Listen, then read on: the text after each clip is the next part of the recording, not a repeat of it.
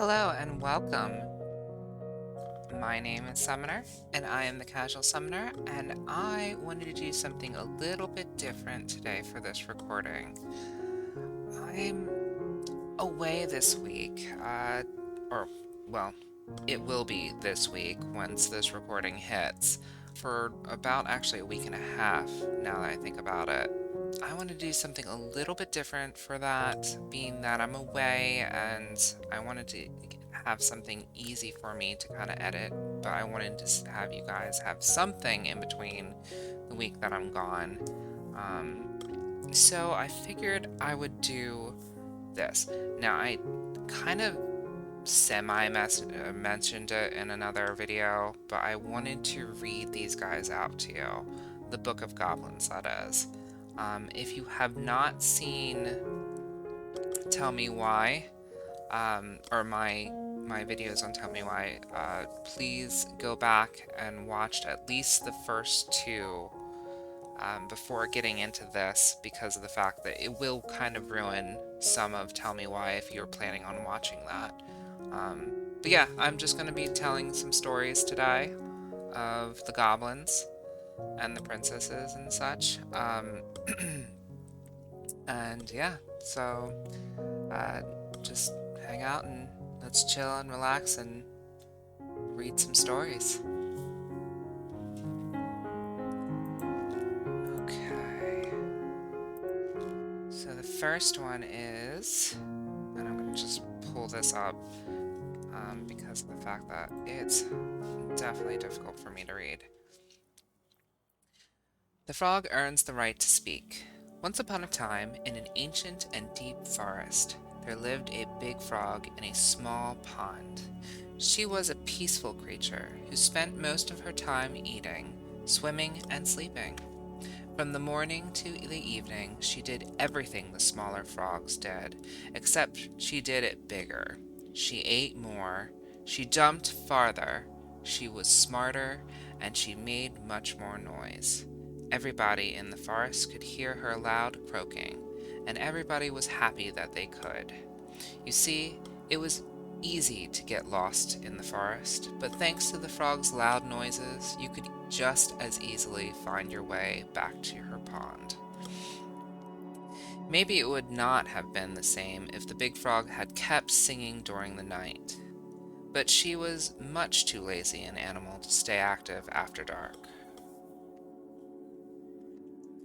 One day, an unknown visitor came to the forest for the first time. It was a young woman dressed in a beautiful gown. She was walking fast through through the woods, as if she was running away, and she never looked back. Many eyes spied the princess pass by, but no one dared to help her, for the mad hunter was on her trail. "This is not our business," they said, "and we had better look away," for the mad hunter was an unyielding man who loved nothing but hunting down prey for money and glory. Nothing could escape his piercing eye for long. So the princess walked alone, without help, until she was hopelessly lost in the big forest. Exhausted, she pressed on with no idea of where she was heading. As the hunter drew ever closer, dogged in his pursuit, she continued this way until she heard a heavy croaking, far off to her left, so clear and loud that the princess immediately made for the source of the noise. A few minutes later, she reached the big frog in the small pond, and the frog looked at her with a gentle smile. "Help me," said the princess. "I need a place to rest and to hide." "Ribbit," answered the frog, and the princess frowned. "Please stop making noise. The mad hunter is after me." "Ribbit," said the frog again, so loud that the princess had to cover her ears. The creature began to jump every which way.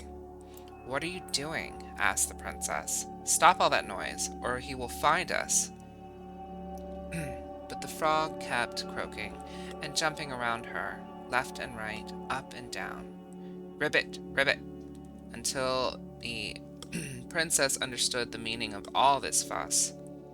Cautiously, the woman climbed on the back of the big animal, and then with a leap, the frog set off away from the pond. The frog jumped so high and so far that even the hunter could not find where the princess had gone. With a few jumps, the princess was out of his piercing eye. A few jumps more, and she had vanished for good. The princess closed her eyes and let her clever mount carry her wherever the creature pleased. Less than an hour later, the big frog had reached the other side of the ancient forest, near the shores of the very deep lake. There she landed without a noise in front of a big wooden house that had been abandoned. "Thank you," said the princess, covering the animal's snout with kisses. "I only wish you could speak, so I would have understood what you were trying to do sooner."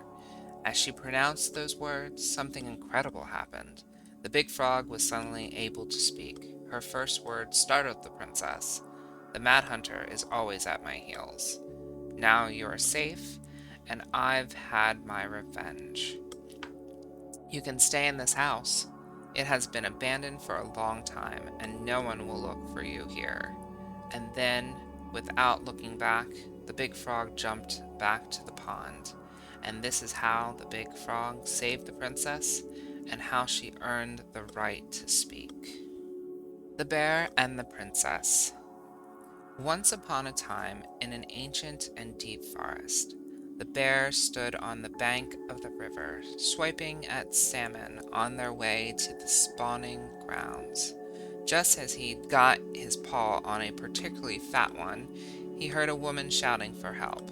He considered it simply eating his salmon, but then she screamed again, and he lumbered over to investigate.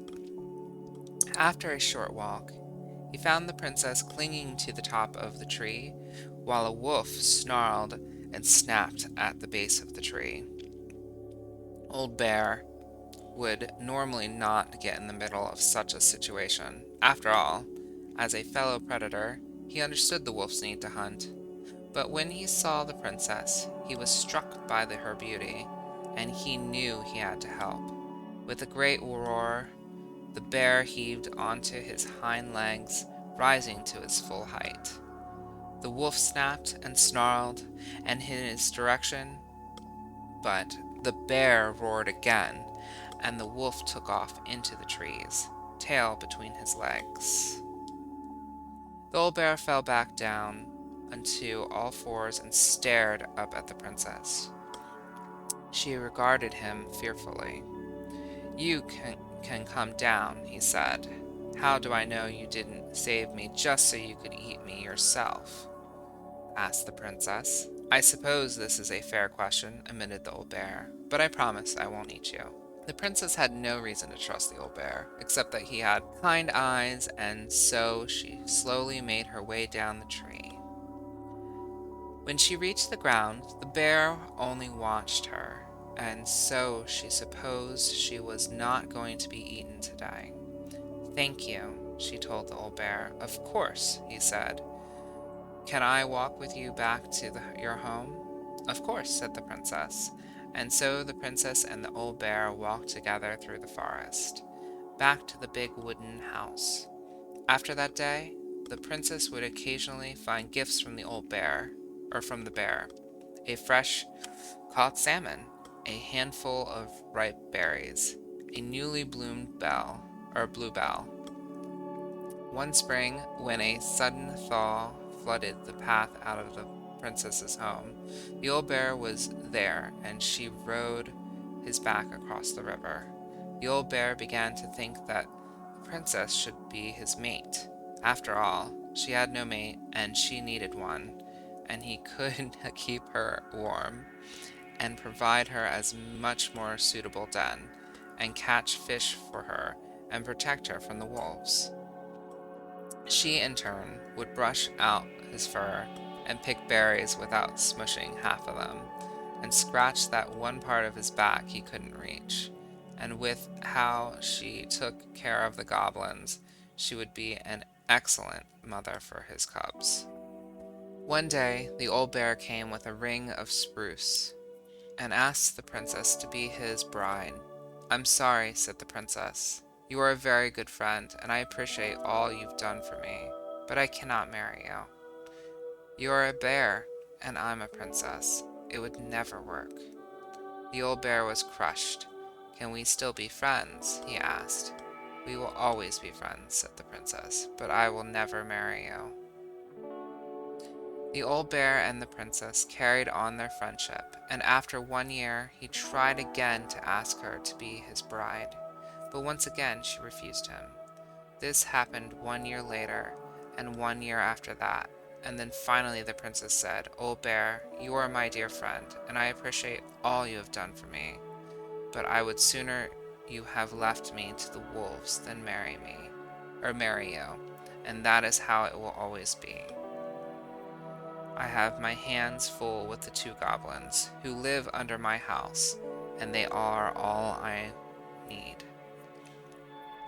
That wounded the old bear deeply, but it was finally enough to stop his proposals. They remained friends, and he continued to give her gifts of fresh salmon and ripe berries and newly bloomed bluebells.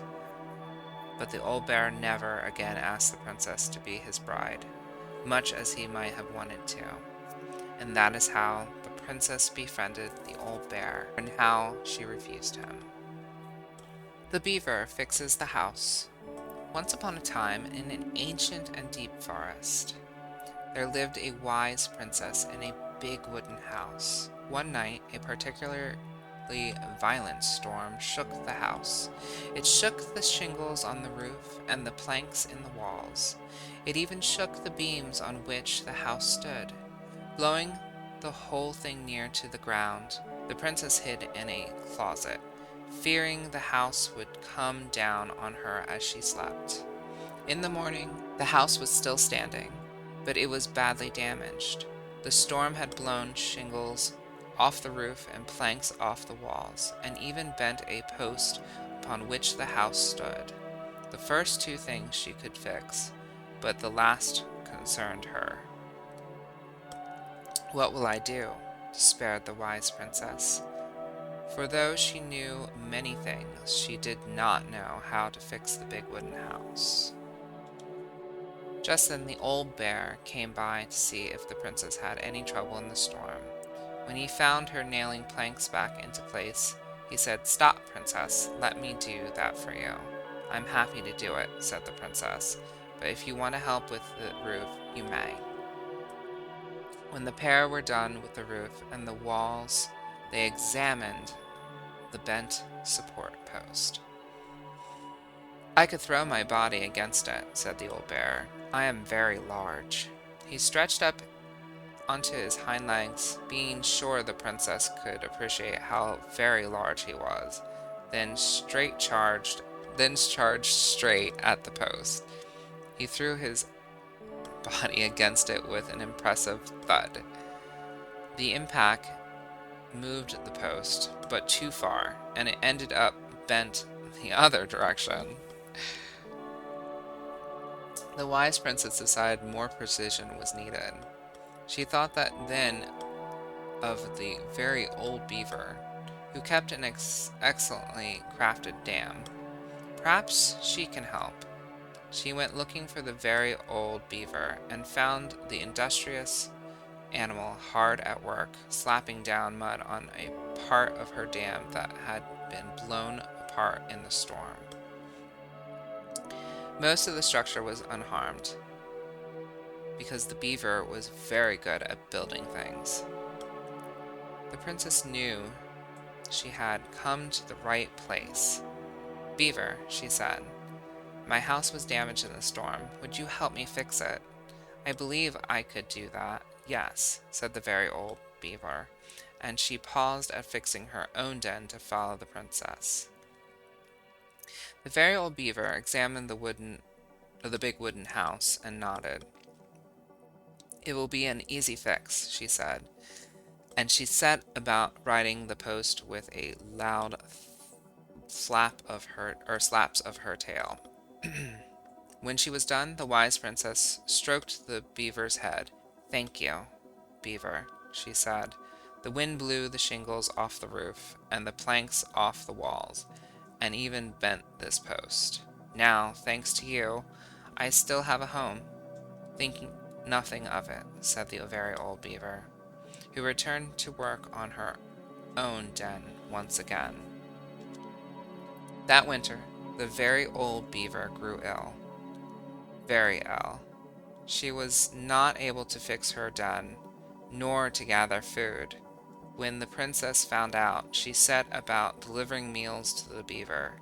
She brought stews of corn and beans, and baskets full of bark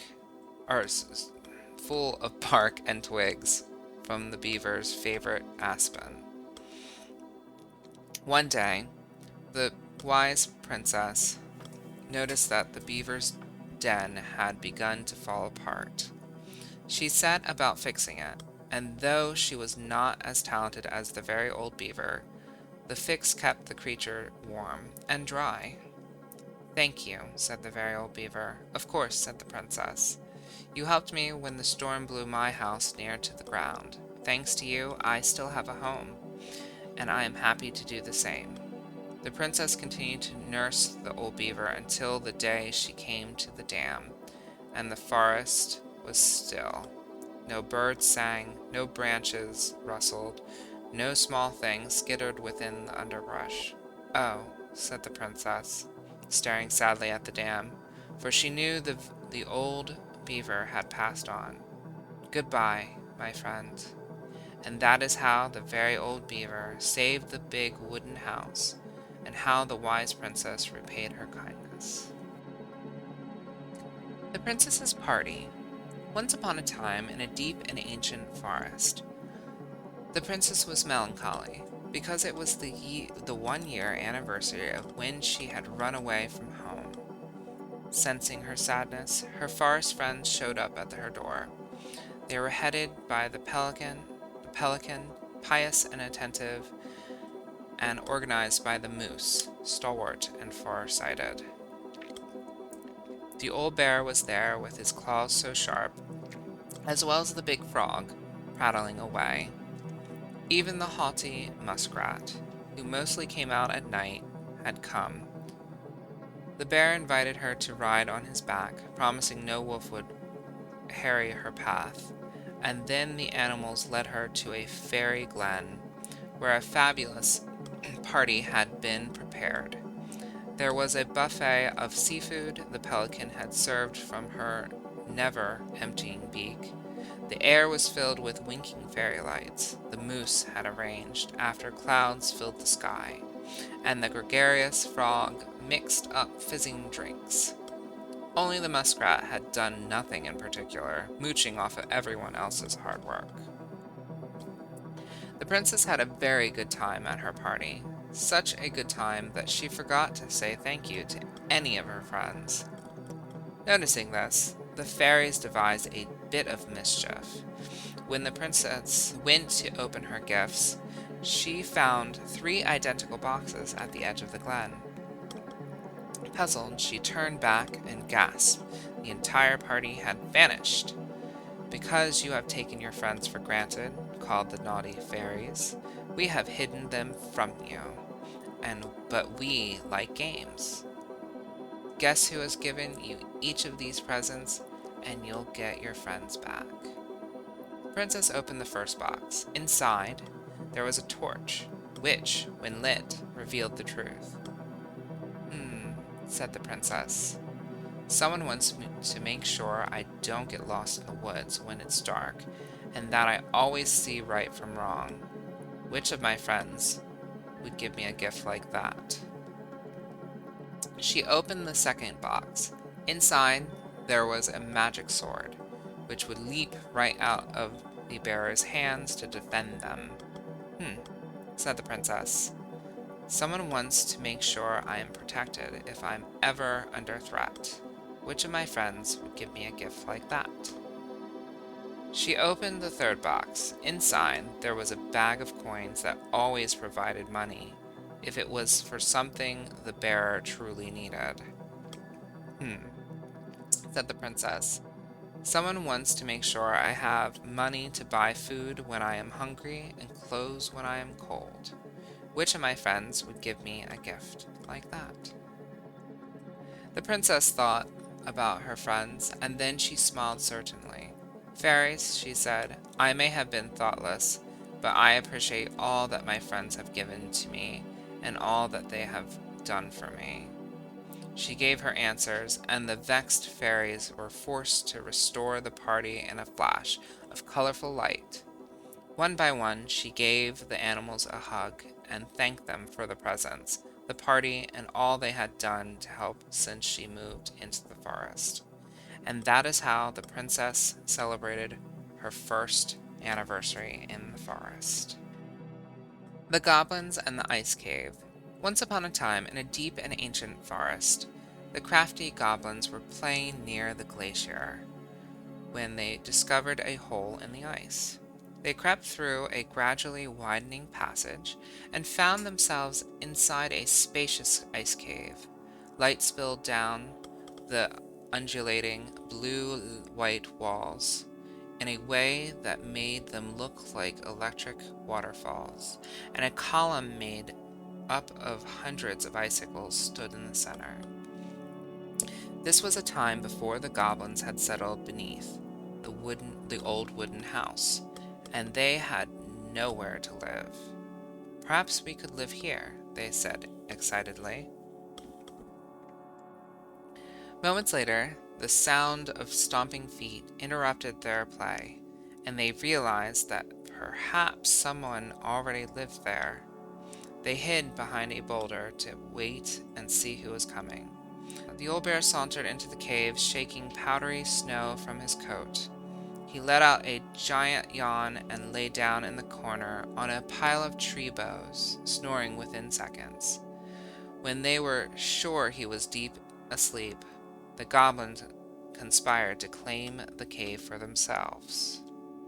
They chipped away at the glacier until they had filled a basket full of ice, then hid once more behind their boulder and started tossing chunks of it on the sleeping bear. Now, Old Bear was not the smartest creature in the forest, so when he woke up covered in ice, he roared, "My cave is collapsing!" Then he lumbered to his feet and ran outside before the whole thing could come down on top of him.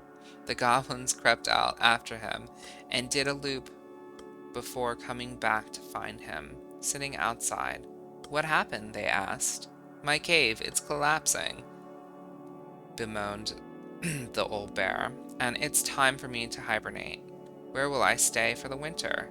It had not occurred to the goblins that the old bear had settled in for the winter, and they felt a little bad, but they did not want the old bear to know what they had done, so instead they offered to help him find a new den. Together they searched, they inspected cavernous stone and hollowed trees, and deeply pocketed knolls. Nothing they found was as beautiful as the ice cave, but the old bear settled on a packed earthen hollow that would keep him warm and dry for his long sleep. "Good night," he yawned, and the goblins gleefully returned to their new home. In the spring, the old bear woke and went for a nice long walk to stretch his legs. His path took him right up to his old cave, and where he heard the curious sound of laughter. Making his way inside, he was surprised to find that his cave was intact, and the goblins were inside, playing a game. "What is this?" growled the old bear.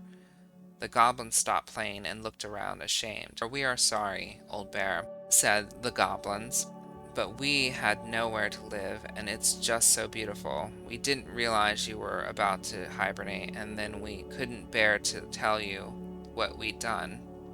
The old bear was angry at the trick, but the young goblins looked appropriately ashamed, and so he said, "Come with me." He led the crafty goblins to the hollow in which he had hibernated for the winter. "You two can have this spot," he said, and look, someone had built a big wooden house right over top of it. "No one lives there now," said Old Bear, "but one day maybe someone will." The earthen hollow was not as beautiful as the ice cave, but it kept the goblins warm and dry, and they were excited that someday they might have someone living overhead. Someone who would bake cakes and tolerated their mischief. And that is the story of how the crafty goblins tried to steal the cave of the old bear and how they got their own instead. The Princess and the Two Thieves. Once upon a time, in an ancient and deep forest, there lived a wise princess in a big wooden house. Keep wanting to say old. The house was built from the strong wood of the forest, and it kept the princess warm and safe. The princess was not a native of the forest, and it kept the princess warm and safe. The princess was not a native of the forest, but she never spoke about where she had come from, for it made her cry. She did not have many friends, but that was how she liked it. The forest was big and deep, and many paths led to her house, but not many visitors passed by. The princess was happy to be left alone in the big house in the deep forest. She knew that the forest would provide for her, but that its generosity had to be respected. So she only took what she needed, and for a long time life was just fine for the princess and then the big wooden house. One winter day, when the snow blanketed the earth and the ice bent the trees low, the wise princess realized that food was disappearing from her house. It was not much at first, only a few fruits and nuts and eggs vanishing during the night. "Maybe it's the birds," she said, "or the mice." And for a time the princess was okay with losing some food, for the winter was long and little creatures needed to eat too. But then small items started to disappear as well. Spoons and plates, forks and knives, and blankets. It was as if every time she was in one part of the house, something disappeared in another room. "That can't be birds or mice," said the princess. "I think I have a thief." So she went outside to look for traces in the snow and noises in the wind. But there was nothing to be found, nor to be heard. "That's strange," said the princess. "Maybe the thief is hiding inside my house." For many days she hunted, looking behind the curtains and under the beds and in the attic and the chimney, behind the poles and under the carpets, but she found nothing. And as she searched, food kept on disappearing night after night.